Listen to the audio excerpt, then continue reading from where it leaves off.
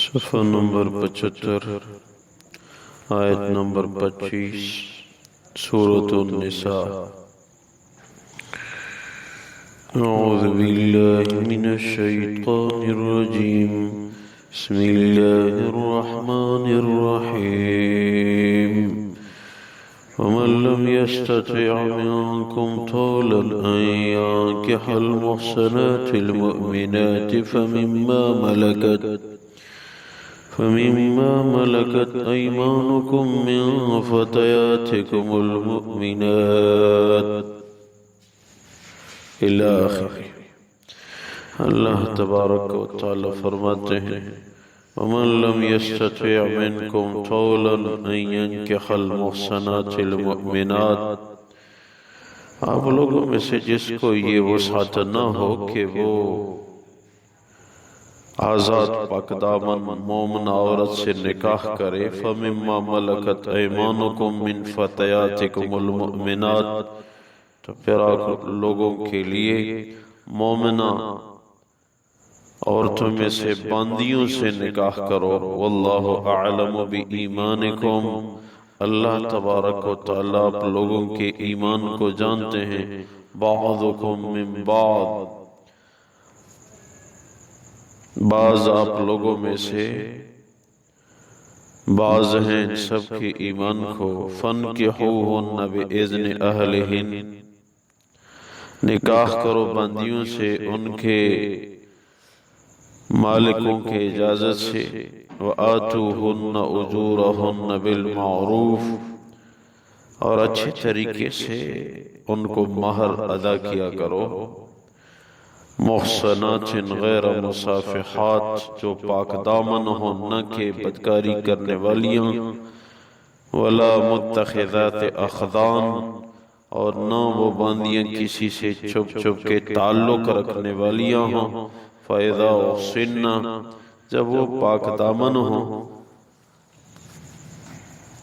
نکاح کر چکی ہوں، فَإِنْ أَتَيْنَ بِفَاحِشَةٍ، پھر بھی اگر فحش کام کا ارتکاب کر گئی، فَعَلَيْهِنَّ نِصْفُ مَا عَلَى الْمُحْصَنَاتِ مِنَ الْعَذَابِ، تو پھر آزاد عورتوں کے مقابلے میں ان کی سزا، باندیوں کی سزا نصف ہے، ذَلِكَ لِمَنْ خَشِيَ الْعَنَتَ مِنْكُمْ، یہ اللہ کی طرف سے حدود یہ آپ لوگوں میں سے ان لوگوں کے لیے ہیں جو اپنی بدنامی سے ڈرتے ہوں، وَأَن تَصْبِرُوا خَيْرٌ لَكُمْ، اگر آپ لوگ دین پہ استقامت اختیار کرو گے تو یہ بہت اچھا ہے، واللہ غفور الرحیم، اللہ تبارک و تعالی بخشنے والے مہربان ہیں۔ اللہ تبارک و تعالی ان آیات مبارکہ میں حکم دے رہے ہیں جس کو آزاد عورت سے نکاح کرنے کی وسعت نہ ہو وہ مومنہ باندی سے نکاح کرے۔ اللہ کا حکم ہے ان کے مالکوں کی اجازت سے باندی سے نکاح کرنا جائز ہے، ہم مہر ٹھیک طرح ادا کیا کرو، پاک دامن عورت سے نکاح کرو، فحش مزاج عورتوں سے باندیوں سے نکاح مت کرو۔ اگر کوئی باندی نکاح کرنے کے بعد بھی فحش جرم کا ارتکاب کر گئی، زنا کی مرتکب ہو گئی، تو آزاد عورت کی سزا کی نصف سزا ان کو شرعاً مقرر ہے۔ شادی شدہ آزاد عورت، آزاد مرد کی سزا تو ان کو سنگسار کرنا ہے، تو سنگساری میں تو نصف سزا ہو نہیں سکتی، تو امام ابو حنیفہ رحمہ اللہ تعالی علیہ فرماتے ہیں کہ نصف سزا یہ ہے کہ ان کو 100 کوڑے لگائے جائیں، چاہے وہ زندہ بچ گئی چاہے وہ مر گئی۔ اور یہ حدود اسلام کا جو حکم ہے حدود کے حوالے سے یہ ظلم نہیں ہے، ذَلِكَ لِمَنْ خَشِيَ الْعَنَتَ مِنْكُمْ، یہ ان لوگوں کے لیے زیادہ کارگر ہے یہ حدود جو اپنی عزت کا لاج رکھتے ہیں۔ اس سے مسلمانوں کی عزت محفوظ ہو جاتی ہے، اور ساتھ یہ کہ چاہے شریعت کے احکامات میں جرم پہ حدود بھی لاگو ہوں، تصبروا خیر لکم، ڈٹ جاؤ اپنے دین میں، اس میں آپ لوگوں کا فائدہ ہے۔ اور جس کو اسلامی حد کی سزا ہو گئی، واللہ غفور الرحیم، تو اللہ بخشنے والے ہے۔ واضح رہے کہ یہ حکم شرعاً منسوخ نہیں ہے۔ کوئی آج کہے گا کہ یہ قرآن جو فرما رہا ہے آزاد عورتوں سے نکاح کرو، اگر وہ وسعت نہیں ہے تو باندیوں سے نکاح کرو، تو باندیاں کدھر ہے؟ باندیوں اور غلاموں کا نہ ہونا یہ شرعاً یہ حکم منسوخ نہیں ہے۔ صحابہ کرام کے زمانے میں باندیاں ہوتی تھی، غلام ہوتے تھے۔ ہاں، بین الاقوامی طور پہ جنیوا میں جو کانفرنس کا انعقاد ہوا، اس میں یہ طے پایا گیا ہے تمام اسلامی ممالک، اکثر کفر کے ممالک، ان کے دستخط ہوئے ہیں سربراہان کے کہ کسی انسان کو غلام نہیں بنایا جائے گا، کسی عورت کو باندی بنانا یہ ہمارے دنیاوی عہد کے مطابق صحیح نہیں ہے، ہم نہیں کریں گے۔ تو نہ کافر مسلمانوں کو غلام اور باندیاں بنا رہے ہیں، اور نہ مسلمان ان کو، کیونکہ مسلمان اس وقت کمزور ہیں۔ اگر ہم ان کے تھوڑے سے افراد کو غلام باندیاں بنا لیں گے تو ہمارے بہت سارے افراد کو ظاہراً مادی دنیاوی قوت ان کے پاس ہے، لیکن شرعاً یہ حکم منسوخ نہیں ہے۔ اگر کہیں ایسے مسلمانوں کے پاس قوت آئی، اور آئے گی انشاءاللہ، ہمارے نبی نے فرمایا ہے کہ 5 عالمگیر حکومتیں دنیا میں قیامت سے پہلے آئیں گی۔ 4 عالمگیر حکومتیں گزر چکی ہیں اور 1 عالمگیر حکومت باقی ہے۔ اور پھر ارشاد فرمایا ان 5 میں سے قیامت سے پہلے 5 عالمگیر حکومتیں آئیں گی، ان میں 2 کافروں کی ہوں گی، 3 مسلمانوں کی ہوں گی۔ اب تک جو حکومت عالمگیر گزر چکی ہیں تو وہ 2 کافروں کی اور 2 مسلمانوں کی۔ سلیمان علیہ السلام کی حکومت اور ذوالقرنین کی حکومت، یہ دونوں مسلمان تھے۔ نمرود اور بخت نصر یہ دونوں کافر تھے۔ اور 1 حکومت عالمگیر حکومت امام مہدی علیہ السلام کی وہ باقی ہے۔ یہ دور آئے گا، اور ہمارے نبی نے جو فرمایا ہے وہ سچ ثابت ہوگا، اور فراخی کا زمانہ آئے گا، مال و دولت کی وسعت ہوگی۔ عیسیٰ بن مریم تشریف آور ہوں گے، اور وہ دجال کو شام کے علاقے باب لد میں قتل کریں گے۔ یہودی دجال کو اپنا رب سمجھتے ہیں۔ یہودیوں کا ایک طیارہ ہر روز باب لد پہ پرواز کے لیے ہر لمحے تیار رہتا ہے، پائلٹ اس میں بیٹھا رہتا ہے کہ قیامت سے پہلے ہمارا رب آئے گا، ہم اس کو اس طیارے میں بیٹھا کے عیسیٰ بن مریم سے اس کی حفاظتی تدابیر کی نیت سے اس کو اڑا کے لے جائیں گے تاکہ وہ اس کو قتل نہ کرے۔ محمد صلی اللہ علیہ وسلم نے کہا ہے کہ وہ اس کو قتل کرے گا، اور حضور نے یہ بھی فرمایا مسلمان یہودیوں کو چن چن کے قتل کریں گے، یہاں تک کہ ہر چیز مسلمانوں کی مددگار ثابت ہوگی۔ اگر کوئی یہودی کسی چٹان کے پیچھے چھپا ہوا ہو تو چٹان آواز دے گی، آؤ مومن آؤ، میرے پیچھے یہودی چھپا ہوا ہے۔ درخت کے پیچھے پناہ لے گا، درخت آواز دے گی، آؤ مومن آؤ، میرے پیچھے چھپا ہوا ہے۔ ایک درخت حدیث میں ہے غرقد، ایک درخت ہے، سرخ گول پل اس کا ہوتا ہے، بیر کے دانے کے برابر، عموماً یہ شیل پمپ پہ اس کا نشان بھی لگا ہوتا ہے۔ یہ غرقد درخت جو ہے، ہمارے نبی نے فرمایا ہے کہ یہ درخت یہودیوں کو پناہ دے گا، یہ درخت یہ آواز نہیں دے گا کہ آؤ مومن آؤ، میرے پیچھے یہودی چھپا ہوا ہے۔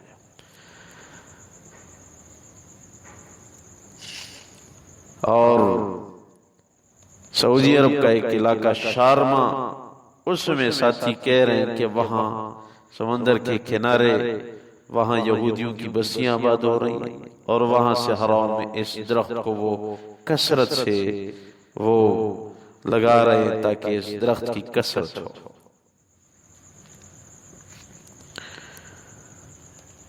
تو باندیوں کا حکم شرعاً منسوخ نہیں ہے۔ ہاں، حدیث میں ان لوگوں کے لیے بہت بڑا اجر بھی ہے، جو غلام ہو، جو باندی ہو۔ ہمارے نبی نے ارشاد فرمایا 3 بندوں کو دوگنا اجر ملتا ہے اعمال کا۔ نمبر 1، جس آدمی کی کوئی باندی ہو، اس کو بڑا کیا اور اس کو آزاد کر کے اس سے نکاح کیا، اس آدمی کو دوگنا اجر ملے گا۔ ایک وہ باندی یا غلام جس نے اپنے عارضی مالک کا بھی خیال رکھا اور حقیقی مالک کا بھی خیال رکھا، اس کو بھی 2 ادیان کا یعنی دگنا اجر اعمال کا مل رہا ہے۔ اور نمبر 3، جو کوئی یہودیت یا عیسائیت یا دوسرا دین چھوڑ کے اسلام میں آیا اور ان کا دین پہلے صحیح اور حق تھا، جیسے تورات برحق کتاب تھی، انجیل برحق کتاب تھی، اس دین پہ عمل کرتا ہوا جب حضور نے اعلان نبوت فرمایا تو پھر وہ مسلمان ہو کے آیا۔ ایسے صحابہ بہت ہیں، تو ان کو بھی 2 ادیان کا اجر ملے گا۔ بلال رضی اللہ تعالیٰ عنہ غلام تھے، لیکن کس درجے کے صحابی تھے؟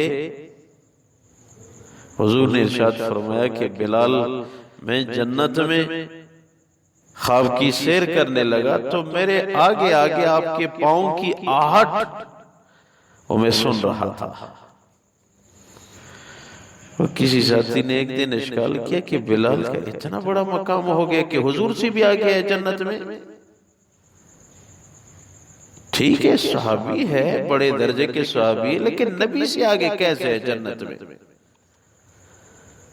تو جواب یہ ہے کہ وہ خادمانہ شکل میں آگے تھے، مقام میں آگے نہیں تھے کہ جنت میں اس کا مقام ہمارے نبی سے بھی اعلیٰ ہے، وہ پہلے جنت میں اور ہمارے نبی بعد میں نہیں، خادمانہ شکل میں۔ جب کوئی گورنر آتا ہے تو اس کے آگے آگے اس کے خادم جاتے ہیں، وہ خادمانہ مقام اس کو حاصل ہے، وہ حضور سے بڑھ کے مقام نہیں ہے اس حدیث کا مطلب۔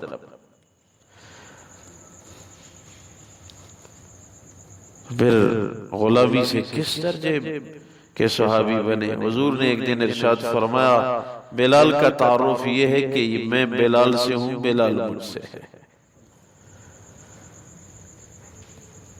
بس جس انسان کی بھی زندگی ہے، چاہے غلام ہو، چاہے امیر ہو، فقیر ہو، بادشاہ ہو، گدا ہو، لیکن دین کو مد نظر رکھا۔ یہ دین کسی کا میراث نہیں ہے، جس نے اپنا سینہ پیش کیا اس کا ہے۔ بس دین پہ آنا چاہیے، پھر اللہ گناہوں کو بھی اللہ بخش دیتے ہیں۔ یہ کوئی مایوس نہ ہو میں بڑا گناہگار ہوں، نہیں، یہ گناہ کبیرہ ہے۔ اللہ کی رحمت سے مایوس ہونا، میں تو ہوں ہی بس دوزخی مجھے چھوڑ دو، یہ گناہ کبیرہ ہے۔ نہیں، اللہ کی رحمت سے مایوس نہ ہونا۔ اللہ ہمارے رب ہیں، وہ ہمارے اوپر فضل فرمانے والے ہیں، وہ ہمیں معاف فرمائیں گے، لیکن توبہ تائب ہونے کی ضرورت ہے۔